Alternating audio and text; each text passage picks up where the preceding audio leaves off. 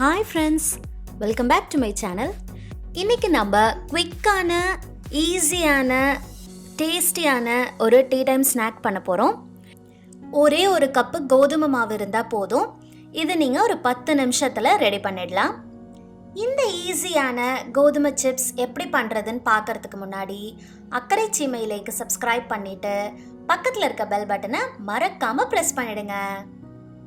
First ஒரு பவுலில் 1 cup கோதுமை மாவு, அது கூடவே 1/4 டீஸ்பூன் மஞ்சத்தூள், 1/2 டீஸ்பூன் மிளகாத்தூள், 1/2 டீஸ்பூன் மல்லித்தூள், 1/2 டீஸ்பூன் சீரகம், 1/2 டீஸ்பூன் எள்ளு எல்லாத்தையுமே சேர்த்துக்கலாம்.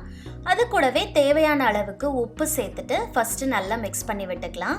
அதுக்கப்புறமா தண்ணியை கொஞ்சம் கொஞ்சமாக சேர்த்து இதை நல்லா ஸ்மூத்தாக நம்ம பிணைஞ்சு எடுக்கணும். இதோட டேஸ்ட்டு ரொம்பவே நல்லாயிருக்கும்.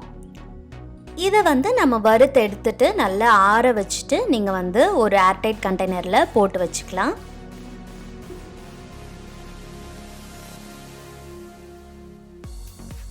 இப்போ இந்த பதத்துக்கு மாவை நல்லா பிணைஞ்சு எடுத்துக்கணும்.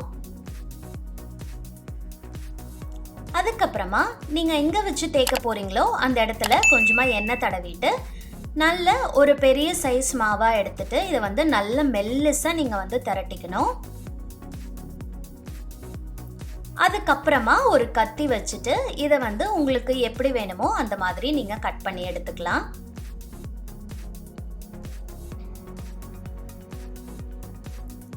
இந்த பீஸ் எல்லாத்தையுமே நம்ம தனியாக ஒரு பிளேட்டில் எடுத்து வச்சிடலாம். இதை நீங்கள் நல்ல மெல்லிசாக தேய்ச்சிங்கன்னா தான் உங்களுக்கு நல்ல கிறிஸ்பியாக கிடைக்கும் சிப்ஸு.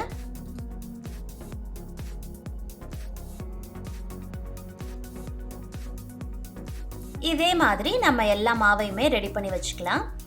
அதுக்கப்புறமா எண்ணெயை காய வச்சுட்டு நம்ம இதை மீடியம் ஃப்ளேம்லேயே எவ்வளோ உங்கள் பாத்திரத்தில் போட முடியுமோ அவ்வளோ சிப்ஸ் நீங்கள் போட்டு பொரிச்சிக்கலாம். இது நல்ல ஒரு கோல்டன் கலர் வந்ததுக்கப்புறமா எடுத்துட்டிங்கன்னா நமக்கு சூப்பரான கோதுமை சிப்ஸ் ரெடி ஆகிடும். இது எல்லாரும் கண்டிப்பாக ட்ரை பண்ணி பாருங்கள்.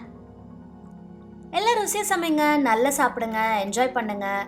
என் வீடியோ பிடிச்சிருந்ததுன்னா லைக் பண்ணுங்கள், ஷேர் பண்ணுங்கள், கமெண்ட் பண்ணுங்கள். அக்கறை சீமையிலேக்கு சப்ஸ்கிரைப் பண்ணுங்கள். பக்கத்தில் இருக்க பெல் பட்டன் நமக்கு மறந்துடாதீங்க. தேங்க்ஸ் ஃபார் வாட்சிங். See you in the next video.